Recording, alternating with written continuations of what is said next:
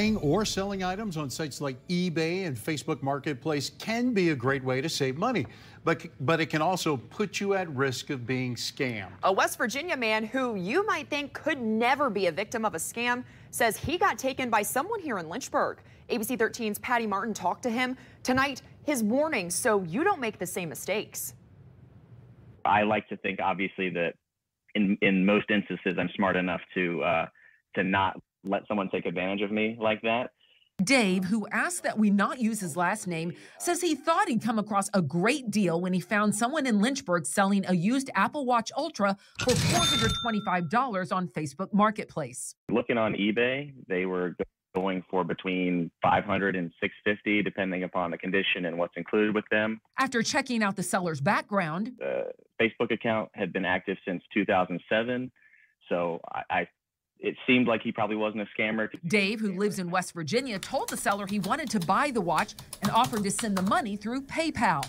But the seller told him he'd had problems with the PayPal app. He wanted to use Zelle, which is a bank-to-bank transfer, which doesn't offer any buyer protections. After originally saying no to using Zelle, Dave says the seller told him he'd be willing to take just half the money up front, then he'd get the rest after Dave received the watch. So it was $215. I sent him on Zelle, and then he went straight out to the post office and he sent me a photo of a shipping receipt with a tracking number with my address on it. Dave received his package from Lynchburg and discovered he'd been scammed. I opened it up and it was just a fake counterfeit Apple Watch. It said Microwear 9, which I looked up, and you can buy them on AliExpress for $20.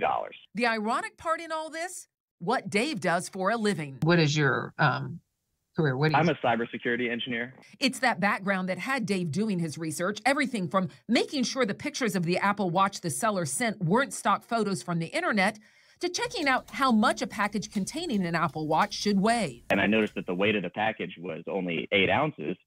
And when I researched what an actual Apple Watch Ultra would weigh with the packaging and the box and the bands and everything, it's close to double that. Once he realized he'd been taken, Dave tried to contact the seller, but says it appeared he'd blocked him.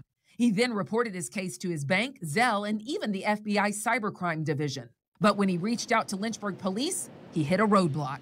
Oh, if you don't live in Lynchburg, if you're not here in Lynchburg, I can't help you. I can't let you file a police report. You have to contact your own local police department. So Dave talked to police in his own town, who also told him there was nothing they could do. They kind of said, you can't file a police report here because the crime occurred there. I went to Katie Jennings, community engagement specialist for the Lynchburg Police Department. I wanted to find out what scam victims from out of state are supposed to do to get justice. Where does the crime investigation start? Does it start where the crime was committed, or does it start where the victim is? It sounds like this gentleman did a lot of research, and if he wanted to, he could file charges in Lynchburg, but then he would be responsible for coming to Lynchburg to face this person in court. On top of that, Jennings says since this involved an amount less than $1,000, Dave's best bet would be to come to Lynchburg to file the misdemeanor charges in person so he can make a more detailed report. If he were to come to Lynchburg, is there any chance anything can be done, or what's going to happen? Is it just going to go in a file? So if he were to swear out a warrant at our magistrate's office, what would happen is that warrant would go into our system and our officers would actively try and arrest that person.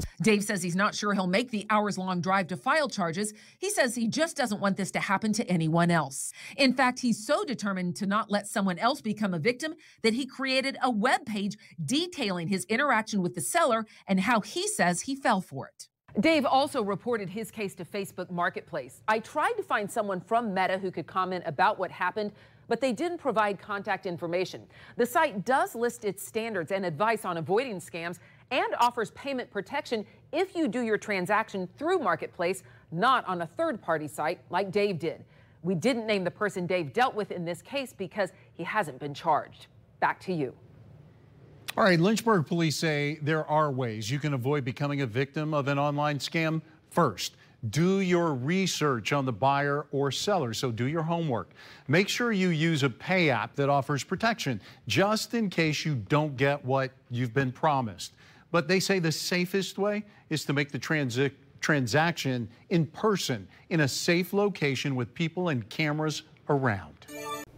Thanks for watching the ABC 13 YouTube channel. If you'd like to get more videos and live coverage and local stories, click to subscribe and download our ABC 13 News app.